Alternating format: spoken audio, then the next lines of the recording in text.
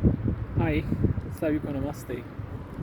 आइए आप लोग को कुछ अच्छी चीज़ों का दर्शन कराता हूँ। ये सामने नदी है और नदी ये इसको ओल्ड ब्रिज बोलते हैं और उसके सामने यहाँ पे एक रास्ता है जिसको फिलोसफर वेग बोला जाता है। वेग मतलब रास्ता, फिलोसफी मतलब फिलोसफर वेग, जहाँ फिलोसफी लोग जो फिलोसफर होते हैं उस रास्ते पे जाते हैं। मतलब वहाँ पे एक पहाड़ पे टहलने वाली रास्ता है, उस पे लोग टहलते हैं। टहल करके मतलब पुराने समय में ऐसा होता था, तो इसीलिए उसको फिलोसफर वेग बोला गया। खैर, मैं जो बात शेयर करना चाहती हूँ यहाँ पे, जब आप दिन भर के खामोश, दिन भर की व्यस्तता के बाद आपको जब आपका जो ऊर्जा है वो डाउन होता है, तो आपको एक ऊर्जा चाहिए जिससे जीवन जीने के लिए ज़रूरत होता है। तो ये जो नदी है, ये जो गर्मी की जो तपस है, उससे हमें शीतलता प्रदान करती है। शायद यही कारण है कि इसे माँ का दर्जा दिया गया।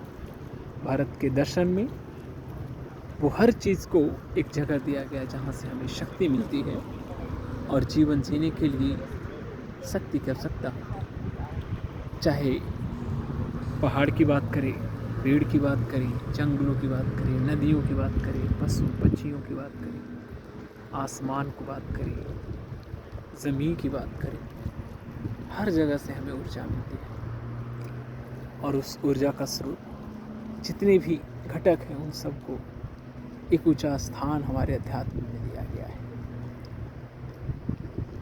अतः हमारा जो दर्शन है उसमें बहुत गहराई है और साथ ही साथ उसमें ऊंचाई भी है, लेकिन वो समझ में आसानी से आता है। खैर, यह नदी के किनारे बैठना शाम का समय है। अभी शाम का 10 बजा है, मतलब रात का 10 बजा है। अभी शाम का समय है यहाँ पे, बट एक्चुअल में 10 बज चुके हैं। तो यहाँ पे बैठने से वो जो शीतलता मिलती है, जैसे एक बच्चा थका हारा हताशा परेशान होकर अपनी माँ की आंचल, माँ के पास जाता है, तो उसे वो शीतलता, वो ठंडक और वो ऊर्जा मिलता है जिससे वो उसका जीवन में उमंग और उसके चेहरे पर मुस्कान खिलखिला उठता है। उसी प्रकार जब आप इस नदी के किनारे ही नहीं बल्कि कोई भी नदी हो, वो सब माँ के समान है। अतः हमें इन प्राकृतिक धाराओं को बचाकर चलना होगा और बचाने के लिए हमें उसके साथ अपने जीवन जीना होगा। तो चलिए, अच्छा लगा इस पावन